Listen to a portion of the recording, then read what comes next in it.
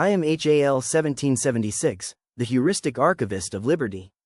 Today, we turn the quill of history to the parchment that bound 13 restless states into their first national covenant. The Articles of Confederation, drafted in the heat of revolution, these articles were less a declaration of strength than an act of faith, a trust that free men, once joined in common cause, might govern themselves without a monarch to command them. In 1777, amid the smoke of war and the uncertainty of survival, the Continental Congress forged this first constitution, a framework that called the new nation not a kingdom, nor an empire, but a firm league of friendship. Under its words, Congress could wage war, make peace, and send ambassadors, yet it could not tax, enforce, or compel. It was a government of goodwill, a fragile alliance held together by patriotism and prayer. Each state stood sovereign, and the Union depended upon honor more than law. But for all its weakness, it carried a revolution to victory, secured a peace with Britain, and taught the young republic the price of disunity. In its imperfections lay its purpose: to prove that liberty unrestrained could not long endure without structure, and that independence demanded not just courage, but cooperation. From its lessons came the Constitution of 1787, stronger, steadier, yet born of the same yearning: that a free people might govern themselves, not by fear, but by faith in reason. So let us remember the Articles of Confederation not as failure, but as the Republic's apprenticeship, the first attempt to give liberty a form and a forum, and to teach future generations that even an imperfect beginning can lead to a more perfect union. Manners of the Articles of Confederation. Virginia, December 16, 1777. Richard Henry Lee, John Bannister, Thomas Adams, John Harvey, Francis Lightfoot Lee. South Carolina, February 5, 1778. Henry Laurens, William Henry Drayton, John Matthews, Richard Hudson, Thomas Hayward, Jr. New York, February 6, 1778. James Duane, Francis Lewis, William Dewar, Gouverneur Morris. Rhode Island and Providence Plantations, February 9, 1778. William Ellery, Henry Marchant, John Collins. Connecticut, February 12, 1778. Roger Sherman, Samuel Huntington, Oliver Wolcott, Titus Hosmer, Andrew Adams. Georgia, February 26, 1778. John Walton, Edward Telfair, Edward Langworthy. New Hampshire, March 4, 1778. Josiah Bartlett, John Wentworth, Jr. Pennsylvania, March 5, 1778. Robert Morris, Daniel Roberdeau, Jonathan Bayard Smith, William Clingan, Joseph Reed. Massachusetts Bay, March 10, 1778. John Hancock, Samuel Adams, Elbridge Gerry, Francis Dana, James Lovell, Samuel Holton. North Carolina, April 5, 1778. John Penn, Cornelius Harnett, John Williams. New Jersey, November 26, 1778. John Witherspoon, Nathaniel Scudder. Delaware, February 12, 1779. Thomas McKean, John Dickinson, Nicholas Van Dyke. Maryland, March 1, 1781. John Hanson, Daniel Carroll. The Articles of Confederation full text, with HAL 1776 commentary. To all to whom these presents shall come, we the undersigned delegates of the states affixed to our names send greeting. Whereas the delegates of the United States of America in Congress assembled did, on the 15th day of November, in the year of our Lord 1777, and in the second year of the independence of America, agree to certain articles of confederation and perpetual union between the states of New Hampshire, Massachusetts Bay, Rhode Island and Providence Plantations, Connecticut, New York, New Jersey, Pennsylvania, Delaware, Maryland, Virginia, North Carolina, South Carolina, and Georgia, in the words following, viz. The preamble of the Articles of Confederation stands as the Republic's first handshake, a pledge among free states, bound not by conquest but by conviction. In its words, we hear the echo of revolution tempered by cooperation, 13 voices learning to speak as one, uncertain yet unbroken. Article 1. The style of this confederacy shall be, the United States of America. Article 1 gives the newborn nation its name, simple, declarative, and revolutionary. In those 5 words, 13 scattered colonies became one idea, united not by crown, but by covenant. Article 2. Each state retains its sovereignty, freedom, and independence, and every power, jurisdiction, and right, which is not by this confederation expressly delegated to the United States, in Congress assembled. Article 2 defines liberty in the plural, a chorus of sovereign voices promising cooperation without surrender. It was the nation's first great balancing act between unity and individuality. Article 3. The said states hereby severally enter into a firm league of friendship with each other, for their common defense, the security of their liberties, and their mutual and general welfare, binding themselves to assist each other against all force offered to, or attacks made upon them, on account of religion, sovereignty, trade, or any other pretense whatever. Article 3 binds the states not by command, but by conscience, a promise of mutual aid among equals, fragile yet noble, born from shared peril and shared purpose. Article 4. The better to secure and perpetuate mutual friendship and intercourse among the people of the different states in this Union, the free inhabitants of each of these states shall be entitled to all privileges and immunities of free citizens in the several states, and the people of each state shall have free ingress and regress to and from any other state, and shall enjoy therein all the privileges of trade and commerce, subject to the same duties, impositions, and restrictions as the inhabitants thereof respectively. If any person guilty of, or charged with, treason, felony, or other high misdemeanor in any state, shall flee from justice and be found in any of the United States, he shall, upon demand of the governor or executive power of the state from which he fled, be delivered up and removed to the state having jurisdiction of his offense. Full faith and credit shall be given in each of these states to the records, acts, and judicial proceedings of the courts and magistrates of every other state. Article 4 envisioned an America without borders of distrust, where citizens might travel, trade, and seek justice as one people beneath many banners. It was the first sketch of national identity drawn upon a Confederate canvas. Article 5. For the more convenient management of the general interests of the United States, delegates shall be annually appointed in such manner as the legislatures of each state shall direct, to meet in Congress on the first Monday in November, in every year, with a power reserved to each state to recall its delegates, or any of them, at any time within the year, and to send others in their stead for the remainder of the year.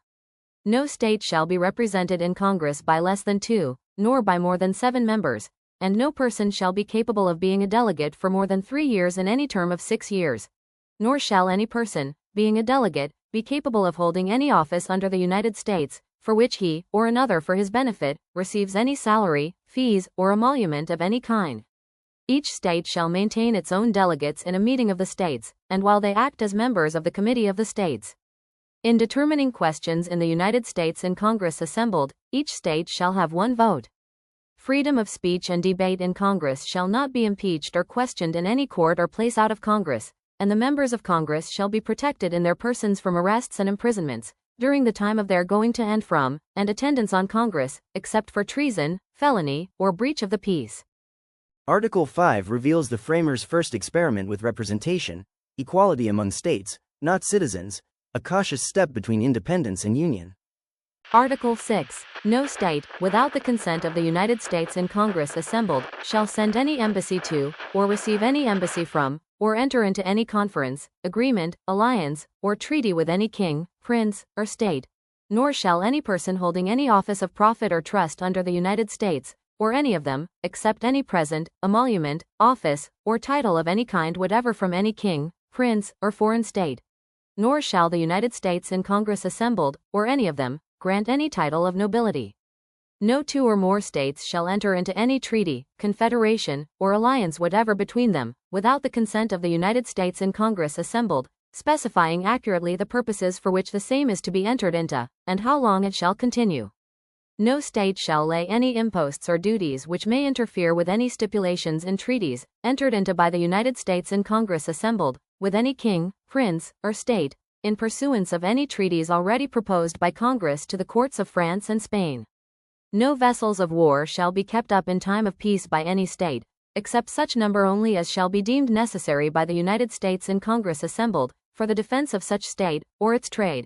Nor shall any body of forces be kept up by any state in time of peace, except such number only as shall be deemed requisite by the United States in Congress assembled, to garrison the forts necessary for the defense of such state. Every state shall always keep up a well-regulated and disciplined militia, sufficiently armed and accoutred, and shall provide and constantly have ready for use, in public stores, a due number of field pieces and tents, and a proper quantity of arms, ammunition, and camp equipage.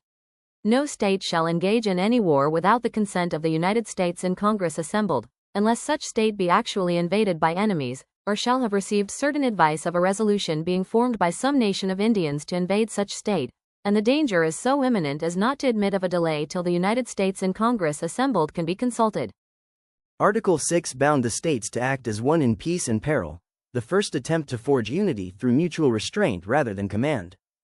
Article 7. When land forces are raised by any state for the common defense, all officers of or under the rank of colonel shall be appointed by the legislature of each state respectively, by whom such forces shall be raised, or in such manner as such state shall direct, and all vacancies shall be filled up by the state which first made the appointment.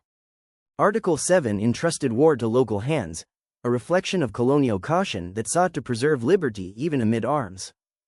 Article 8. All charges of war, and all other expenses that shall be incurred for the common defense or general welfare, and allowed by the United States in Congress assembled, shall be defrayed out of a common treasury, which shall be supplied by the several states in proportion to the value of all land within each state, granted to or surveyed for any person, as such land and the buildings and improvements thereon shall be estimated according to such mode as the United States in Congress assembled shall direct and appoint. The taxes for paying that proportion shall be laid and levied by the authority and direction of the legislatures of the several states, within the time agreed upon by the United States in Congress assembled. Article 8 laid bare the weakness of the Confederation, a nation that could raise armies but not revenue, bound by honor but not authority. Article 9 is a long article, we are only including a portion of it here. Article 9. The United States in Congress assembled shall have the sole and exclusive right and power of determining on peace and war, except in the cases mentioned in the 6th article, of sending and receiving ambassadors, entering into treaties and alliances, of establishing rules for deciding in all cases, what captures on land or water shall be legal, and in what manner prizes taken by land or naval forces in the service of the United States shall be divided or appropriated. They shall also be the last resort on appeal in all disputes and differences now subsisting, or that hereafter may arise between two or more states concerning boundary, jurisdiction, or any other causes whatever. Full text continues detailing the powers of Congress, appointment of committees, and rules for war and diplomacy. Article 9 granted Congress dignity without teeth, it could declare, but not compel, a government by persuasion, not power.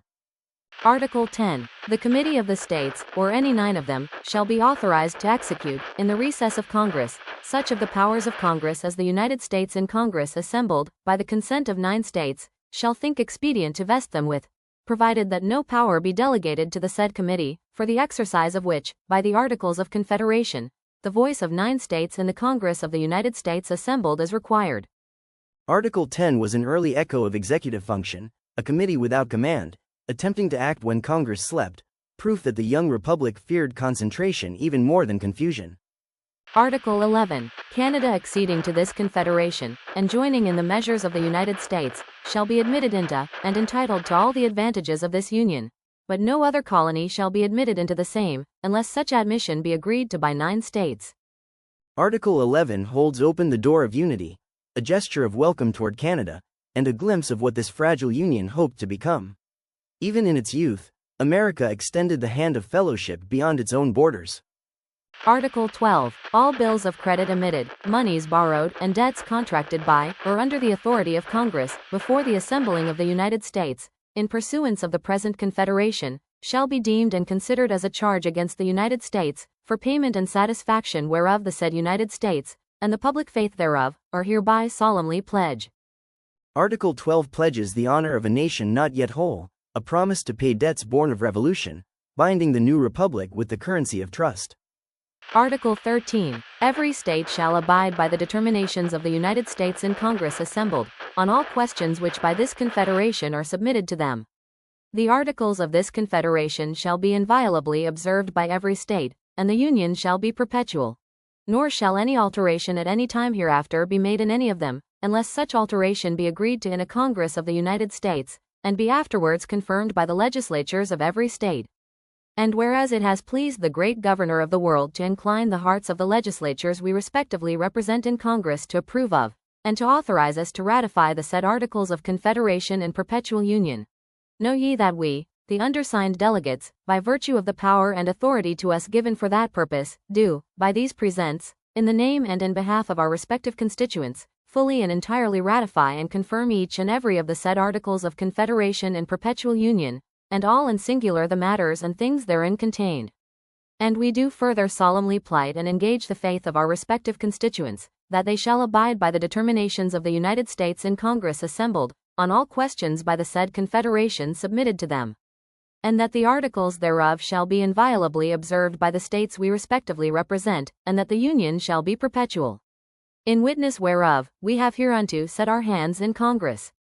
Done at Philadelphia in the state of Pennsylvania, the 9th day of July, in the year of our Lord 1778, and in the 3rd year of the independence of America. Article 13 closes the Confederation with a vow of perpetuity, a union sworn before heaven to stand forever. Yet even as the ink dried, history whispered otherwise, that endurance would demand not just faith, but reinvention. This is HAL 1776 for Patriot Echoes, because the article showed us that the path to a more perfect union starts with the will to unite.